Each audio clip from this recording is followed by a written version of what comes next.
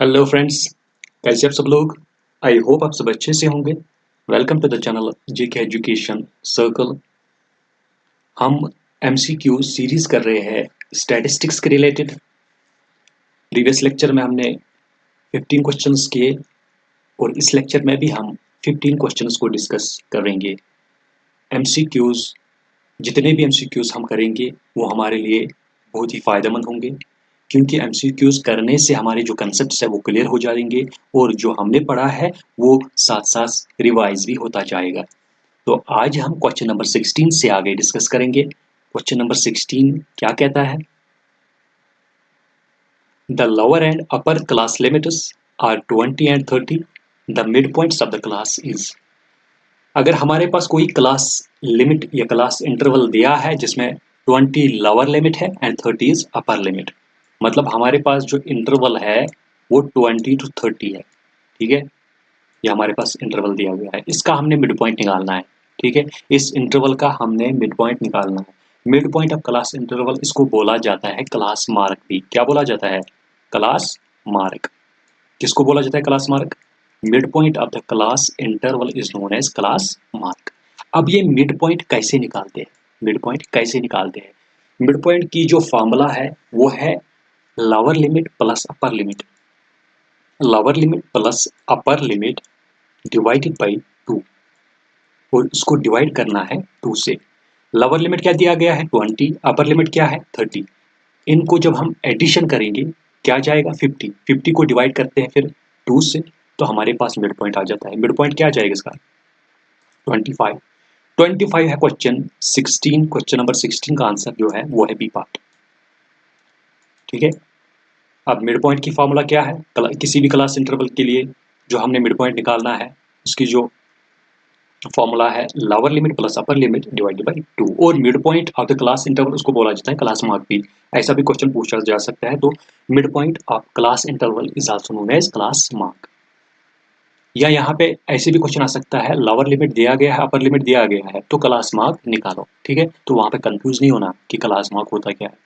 Class mark भी होता है mid point of the class interval. Next question, question number 17। A group of data into mutually exclusive classes showing the number of observations in each class is called a group of data into mutually exclusive। पहले हम exclusive class और inclusive classes देखेंगे।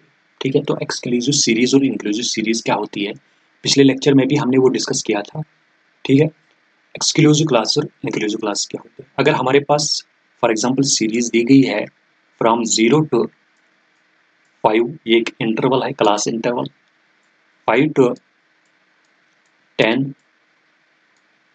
10 to 15, ये हमारे पास class interval दिए गए हैं। जो upper limit of first class interval वो lower limit of second class interval के बराबर है कि नहीं? है ना? जब ये बराबर होंगे तब हमारी सीरीज जो बनेगी ना वो बनेगी एक्सक्लूसिव सीरीज। क्या बनेगी? Exclusive series. अब इंक्लूसिव क्या होती है? अगर हमारे पास क्लास इंटरवल्स दिए गए हैं 0 to 5, फिर दिया गया है 6 to 10, ठीक है, फिर दिया गया है 11 to 15। ठीक है, ये हमारे पास क्लास इंटरवल दिया गया है जिसमें upper limit of the first class interval is not equal to the lower limit of the second class interval. इस सीरीज को बोला जाता है इनक्लूसिव सीरीज। क्या बोलते हैं इसको? Inclusive series. ठीक है, इनक्लूसिव सीरीज। आई होप आपको एक्सक्लूसिव और इंक्लूसिव सीरीज में डिफरेंस का पता चला होगा। ये मोस्ट इंपॉर्टेंट कंसेप्ट है यहाँ पे, इसको ध्यान में रखना। ठीक है, तो यहाँ पे क्वेश्चन क्या कहता है? अगर ग्रुप ऑफ डेटा जो म्यूचुअली एक्सक्लूसिव में हो और वो शो करता है नंबर ऑफ ऑब्जर्वेशंस को इन ईच क्लास, हर किसी क्लास में शो करता है नंबर ऑफ ऑब्जर्वेशंस को, उसको क्या बोला जाता है? क्या उसको फ्रीक्वेंसी पॉलीगॉन बोलते हैं, रिलेटिव फ्रीक्वेंसी बोलते हैं, फ्रीक्वेंसी डिस्ट्रीब्यूशन बोलते हैं, या कुमुलेटिव फ्रीक्वेंसी बोलते हैं? इसका आंसर क्या आ जाएगा? क्वेश्चन नंबर 17 का आंसर क्या आ जाएगा? इस क्वेश्चन का जो आंसर वह है C part, frequency distribution. Frequency distribution ये रिप्रेजेंट करता है डेटा को ग्राफिकल फॉर्मेट में या टेबुलर फॉर्मेट में, और डिस्प्ले करता है और ये भी दिखाता है कि नंबर ऑफ ऑब्जर्वेशंस हर किसी इंटरवल में कितने हैं।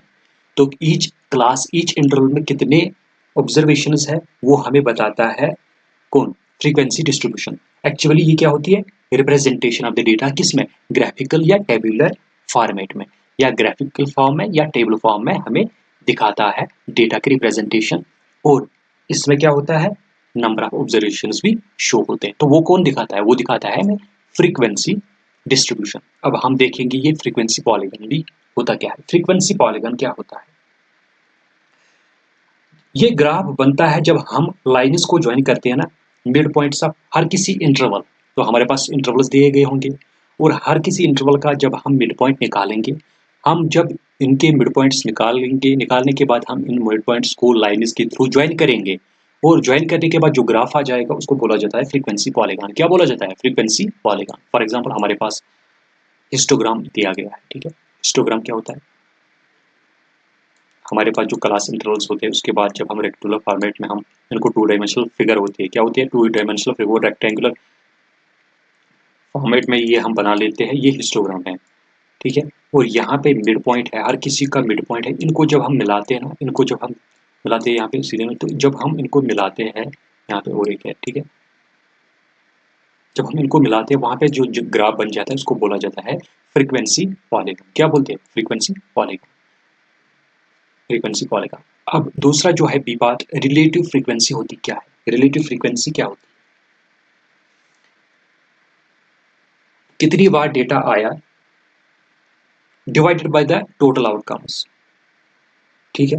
It is the ratio of the number of times data occurs, data कितनी बार आया और टोटल नंबर ऑफ आउटकम्स हमारे पास कितने हैं, how many times that data occurs divided by the total number of outcomes, इसको बोला जाता है रिलेटिव फ्रीक्वेंसी। क्या बोला जाता है, रिलेटिव फ्रीक्वेंसी। और कम्युलेटिव फ्रीक्वेंसी क्या होती है, कम्युलेटिव फ्रीक्वेंसी होती है जब हम उन प्रीवियस फ्रीक्वेंसीज को एडअप करते हैं तो हमारे पास क्या आ जाती है, cumulative frequency. Cumulative frequency addition of the previous frequencies, जब हम प्रीवियस फ्रीक्वेंसीज को एडअप करते हैं नेक्स्ट फ्रीक्वेंसी में वो टोटल लिखते हैं फिर, तो उसको बोला जाता है कम्युलेटिव फ्रीक्वेंसी। कम्युलेटिव फ्रीक्वेंसी को और एक नाम से जाना जाता है फ्रीक्वेंसी ऑफ नॉन एक्सीडेंस। क्या बोला जाता है, frequency of non exceedance, frequency of non exceedance किसको बोला जाता है, कम्युलेटिव फ्रीक्वेंसी को। चलो इस क्वेश्चन का जो आंसर है वो है C part, frequency distribution. Next question, question number 18 पे चलते हैं। क्वेश्चन नंबर 18 क्या कह रहा है, the class frequency divided by the total number of observation is called. Class frequency को जब हम टोटल नंबर ऑफ ऑब्जर्वेशन से डिवाइड करते हैं वहां से क्या निकलता है, इसका आंसर क्या है, इसका आंसर जो है वो है कम्युलेटिव फ्रीक्वेंसी। जब हम क्लास फ्रीक्वेंसी को डिवाइड करते हैं टोटल नंबर ऑफ ऑब्जर्वेशन से, वहां पे क्या निकलता है, वहां पे निकलता है कम्युलेटिव फ्रीक्वेंसी। क्या निकलती है, कम्युलेटिव फ्रीक्वेंसी। अभी हमने देखा कम्युलेटिव फ्रीक्वेंसी क्या होती है, जब हमारे पास कोई फ्रीक्वेंसी निकाले, देखो अगर हम फॉर एग्जांपल यहाँ पे हम एग्जांपल के थ्रू समझने की कोशिश करेंगे, 0 to 5, 5 to 10, ठीक है, 10 to 15, ये हमारे पास कुछ क्लास इंटरवल्स है, ठीक है, कुछ क्लास इंटरवल्स यहाँ पे दिए गए हैं, फ्रीक्वेंसी दी गई है यहाँ पे 3 फॉर एग्जांपल, यहाँ पे 2, यहाँ पे 5, ये फ्रीक्वेंसी दी गई है, ठीक है, ये है फ्रीक्वेंसी। अब कम्युलेटिव फ्रीक्वेंसी किसके बराबर आ जाएगा, कम्युलेटिव फ्रीक्वेंसी जो पहले इंटरवल का वो किसके बराबर आ जाएगा, वो 3 के ही बराबर आ जाएगा। सेकंड क्लास इंटरवल का कम्युलेटिव फ्रीक्वेंसी किसके बराबर आ जाएगी, इन दो का एडिशन, प्रीवियस जो फ्रीक्वेंसी है और जो करंट फ्रीक्वेंसी है उनका एडिशन निकाल के 3 + 2 = 5। और इस वाले थर्ड वन की क्लास इंटरवल जो हमारे पास है उसकी जो कम्युलेटिव फ्रीक्वेंसी है वो क्या निकलेगी, वो निकलेगी 3 + 2 + 5, कितने आ गए, 10, ठीक है, इसकी कम्युलेटिव फ्रीक्वेंसी आ जाएगी 10। इसका जो आंसर है क्वेश्चन नंबर 18 का वो है सी पार्ट, कम्युलेटिव फ्रीक्वेंसी, ठीक है। चलो आगे चलते हैं क्वेश्चन नंबर 19 पे। क्वेश्चन नंबर 19 क्या कहता है, क्वेश्चन नंबर 19 कहता है the arrangement of data into rose and columns is called. जब हम डेटा को अरेंज करते हैं रोज ठीक है, रोज में और कॉलम्स में। ये रो हुआ, रो नंबर 1, रो नंबर 2, ये column A, column B, column C, ठीक है, ये कॉलम्स है, कॉलम डी। जब हम इनमें डेटा को अरेंज करते हैं उसको क्या बोला जाता है? Classification, tabulation, frequency distribution, community frequency distribution, उसको बोला जाता है टेबुलेशन। जब हम डेटा को अरेंज करते हैं रोज एंड कॉलम्स, उनको क्या बोला जाता है? उस क्लासिफिकेशन को या इस अरेंजमेंट को बोला जाता है टेबुलेशन। क्वेश्चन नंबर 19 का जो आंसर है वो है बी पार्ट।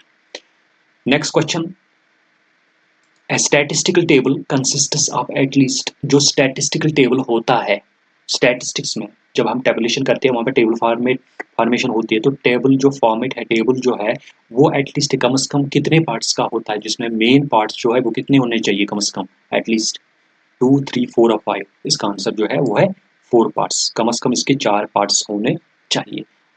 मैंने यहाँ पे पिक्चर भी लेके आया हूँ मैं टेबल का, वो हम देखेंगे पहले, ठीक है। कहाँ पे है टेबल? देखो, इससे क्वेश्चन आ सकता है। टाइटल नंबर ऊपर होता है सबसे पहले, उसके बाद टाइटल होता है, ठीक है, टेबल का टाइटल। उसके बाद होता है हेड नोट, हेड नोट जिसको क्या बोला जाता है? प्रिफेटरी भी बोला जाता है, जहाँ पे अगर हम कुछ यूनिट्स का इस्तेमाल करेंगे यहाँ पे, या डेटा हम किस में मेजर कर रहे हैं, वो मेजरमेंट टूल्स जो होते हैं वो यहाँ पे दिए जाते हैं हेड नोट पे। उसके नीचे जो है वो कैप्शन, कॉलम हेडिंग को कैप्शन बोला जाता है। इंपॉर्टेंट पॉइंट है यहाँ पे, ये याद रखना। कॉलम हेडिंग जो होती है टेबल में, उसको क्या बोला जाता है? कैप्शन बोला जाता है। और यहाँ पे रो हेडिंग जो है टेबल में, उसको क्या बोला जाता है? रो हेडिंग को, वो उसको बोला जाता है स्टब। मोस्ट इंपॉर्टेंट पॉइंट जो है स्टब। उसके बाद कैप्शन कॉलम के नीचे सब हेड्स होते हैं, और वैसे ही रो हेडिंग के नीचे सब एंट्रीज भी होते हैं। और फिर उसके बाद एक बॉडी होती है यहाँ पे, ठीक है, हॉरिजॉन्टल और वर्टिकल। जो यहाँ पे नीचे दिए गए हैं स्टब के नीचे, कॉलम जो कैप्शन के नीचे है वो बॉडी होती है, उसको बॉडी बोला जाता है। फिर वहाँ पे नीचे क्या दिया जाता है? सोर्स नोट, सोर्स कहाँ से हमने डेटा लिया है उसके बारे में इंफॉर्मेशन यहाँ पे दी जाती है। फुट नोट होता है, ठीक है, फुट नोट नीचे जो भी हमने एक्सप्लेन नहीं किया होता है ऊपर टेबल में, वो एक्सप्लेनेशन यहाँ पे होती है, या कुछ एक्सेप्शंस अगर होते हैं तो वो यहाँ पे हम फुटनोट में लिखते हैं। तो ये था टेबल, जो स्टैटिस्टिकल टेबल हम डेटा को रिप्रेजेंट करने में इस्तेमाल करते हैं, उसका जो फॉर्मेट है वो यहाँ पे हम डिस्कस किया है। इस पर क्वेश्चन आ सकता है। मोस्ट इंपॉर्टेंट जो है टॉपिक यहाँ पे वो है टेबल फॉर्मेट, जो हमने यहाँ पे देखा, ठीक है, इसको ध्यान से देखना। चलो हम कहाँ पहुंचे थे? स्टैटिस्टिकल टेबल जो इसमें कितने होते हैं? कम से कम 4 पार्ट्स होने चाहिए उसमें, ठीक है, कम से कम 4 पार्ट्स होने चाहिए। नेक्स्ट क्वेश्चन नंबर 21 जो है, इन ए स्टैटिस्टिकल टेबल, जो प्रीफेटरी नोट है, जो अभी हमने देखा prefatory note, head note, head note वो क्या, हेड नोट वो कहाँ पे होता है? पहले तो होता है टाइटल, ये टेबल नंबर, ठीक है। देखो हम देखेंगे पहले क्या होता है, पहले होता है टेबल नंबर, टेबल नंबर होता है, उसके बाद टाइटल होता है, उसके बाद टाइटल के नीचे हेड नोट होता है। इसी को प्रीफेटरी भी बोला जाता है। क्या बोला जाता है? प्रीफेटरी बोला जाता है इसको। तो प्रीफेटरी कहाँ है? प्रीफेटरी नोट है बिलो द टाइटल, टाइटल के नीचे, ठीक है। तो प्रीफेटरी नोट कहाँ पे है? टाइटल के नीचे। क्वेश्चन नंबर 21 का जो आंसर है वो है D part. Next question number 22, the headings of the row the headings of the rows of the table are called. अभी हमने देखा हेडिंग्स ऑफ द रो, उसको क्या बोला जाता है? रोज के हेडिंग्स को क्या बोला जाता है? वहां पे दिया जाता है टेबल में, उसको प्रिपरेटरी नोट्स नहीं, ये हेड नोट होते हैं, टाइटल नहीं, ये ऊपर टाइटल ऑफ द टेबल होता है, स्टब्स या कैप्शंस, हाँ उसको स्टब्स बोलते हैं, ठीक है। तो हेडिंग्स ऑफ द जो रो है उसको स्टब्स बोलते हैं, और हेडिंग्स ऑफ द कॉलम उसको क्या बोला जाता है? कैप्शंस बोला जाता है, ठीक है। इंपॉर्टेंट क्वेश्चन है यहाँ पे। Next question number 23, a graph of the time series, time series का जो ग्राफ है, और हिस्टोरिकल सीरीज जिसको हिस्टोरिकल सीरीज भी बोला जाता है, इंपॉर्टेंट है। टाइम सीरीज का जो दूसरा नाम है वो है हिस्टोरिकल सीरीज। उस ग्राफ को क्या बोला जाता है? उसको बोला जाता है हिस्टोरियोग्राम, ठीक है। जो टाइम सीरीज हिस्टोरिकल सीरीज का जो ग्राफ है हिस्टोरियल, ये हमारे सिलेबस में नहीं है तो इसको याद रखना, ठीक है, ऐसे ही याद रखना। चलो next question, the distribution in which the observations are concentrated at one end of the distribution is called. वो डिस्ट्रीब्यूशन बताओ जिसमें ऑब्जर्वेशंस का कंसंट्रेशन एक एंड पे होता है, ठीक है। कहाँ पे कंसंट्रेटेड होता है? One end of the distribution. हम देखेंगे जो हमारे पास डिस्ट्रीब्यूशन होता है, नॉर्मल डिस्ट्रीब्यूशन, सिमेट्रिक डिस्ट्रीब्यूशन, ठीक है।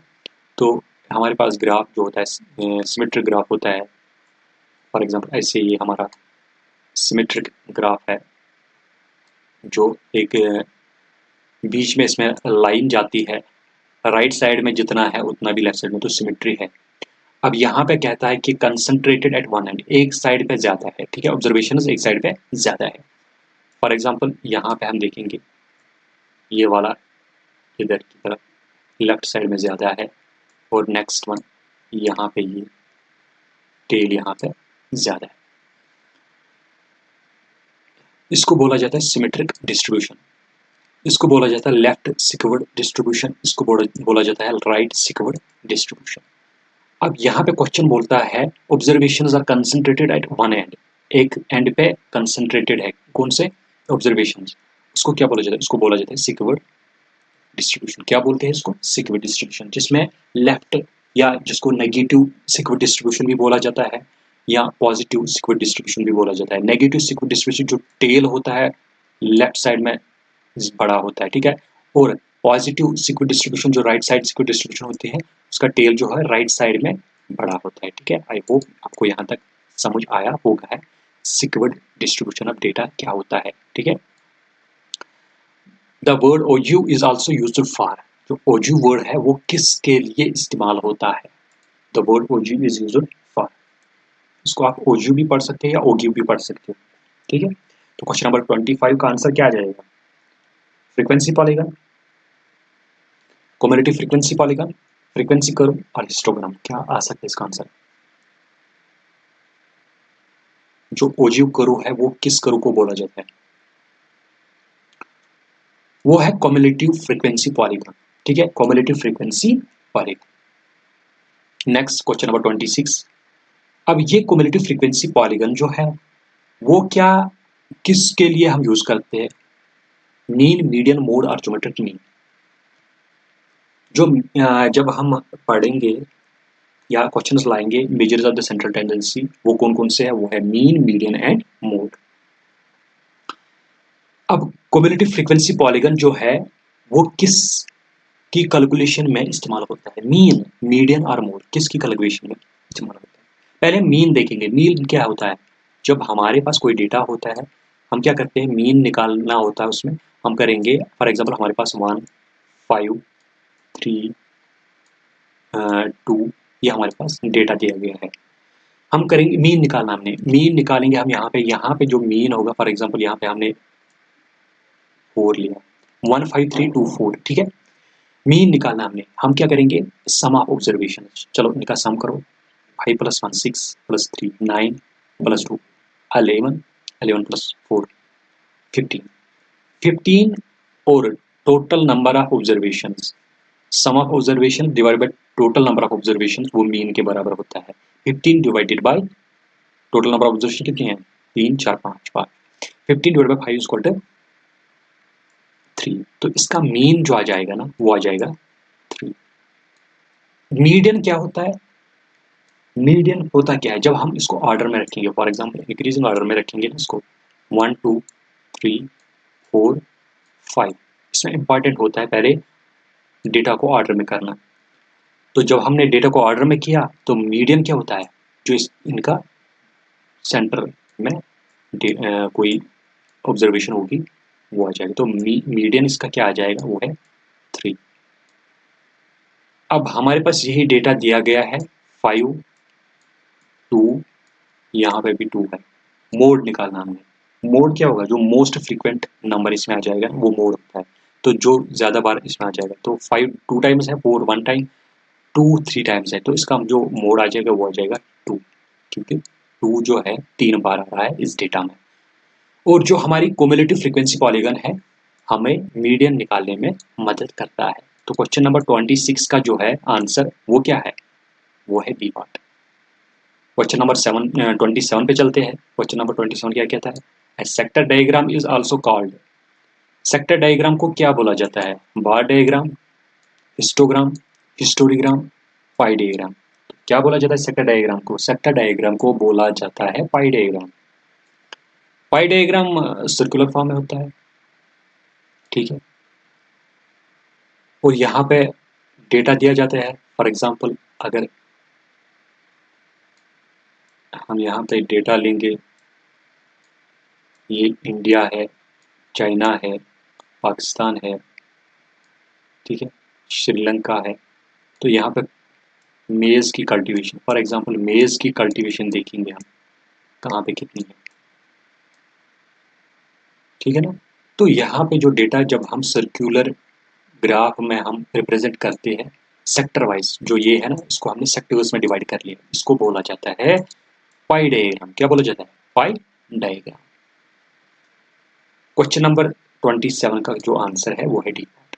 Next question 28, the following frequency distribution. यहाँ पे दी गई है हमारे पास फ्रीक्वेंसी डिस्ट्रीब्यूशन, जो हमारे पास क्लास इंटरवल्स है 0 to 4, 5 to 9, 10 to 14, 15 to 19, 20 to 24, और फ्रीक्वेंसी दी गई है 23753 इस क्लासिफाइड है। इसको क्या बोला जाता है? Multiple classification, qualitative classification, inclusive, exclusive. ये हमने अभी अभी पढ़ा। इंक्लूसिव क्या होता है, एक्सक्लूसिव क्या होता है। अब आप यहाँ पे बोलो, ये जो हमारे पास दी गई है डिस्ट्रीब्यूशन, फ्रीक्वेंसी डिस्ट्रीब्यूशन, ये बताओ ये कौन सी है, इंक्लूसिव है या एक्सक्लूसिव है। मैंने आप देखा ए बी, आप छोड़ दो, ए बी तो इसका आंसर आएगा ही नहीं। आप बताओ सी और डी में इंक्लूसिव है या एक्सक्लूसिव है। 0 to 4 हमारे पास जो है डेट, ये क्लास इंटरवल है 0 to 4, lower limit is 0, upper limit is 4, और सेकंड इंटरवल का है lower limit 5, upper limit 9। upper limit of first class interval, upper limit of first class interval is not equal to the lower limit of the second class interval। इसको क्या बोला जाता है? इसको बोला जाता है इंक्लूसिव क्लासिफिकेशन। तो इसका आंसर जो है वो है सी पार्ट। 28 का जो आंसर आ जाएगा वो आ जाएगा C part. Next question, question number 29, for graphic representation of a frequency distribution the paper to be used. जब हम फ्रीक्वेंसी डिस्ट्रीब्यूशन को ये ग्राफिकल रिप्रेजेंटेशन करते हैं तो वहां पे कौन सा पेपर हम यूज करते हैं? Carbon paper, ordinary paper, graph paper और बटर पेपर। कौन सा पेपर हम यूज करते हैं फ्रीक्वेंसी डिस्ट्रीब्यूशन को प्रेजेंट करने के लिए? वहां पे हम यूज करते हैं ग्राफ पेपर। कौन सा पेपर यूज करते हैं हम? Graph paper. जो 29 का आंसर है वो है सी पार्ट, ठीक है।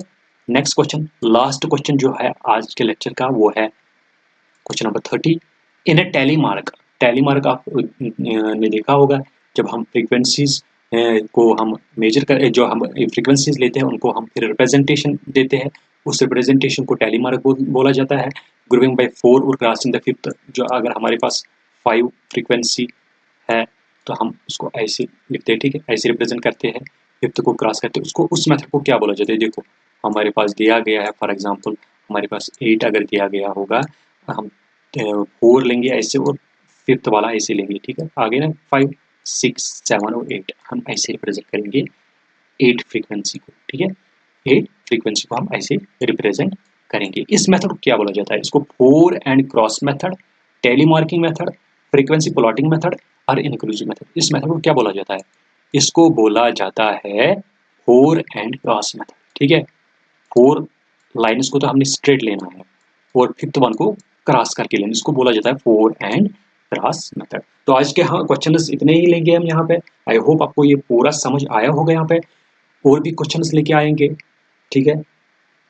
अगर आपको ये लेक्चर पसंद आया होगा तो आप लाइक करना, शेयर करना और सब्सक्राइब भी करना इस चैनल को, ठीक है, जो नया होगा, जिन्होंने अभी तक इसको सब्सक्राइब नहीं किया है। तो मिलते हैं कल दूसरे लेक्चर के साथ, तब तक के लिए बाय।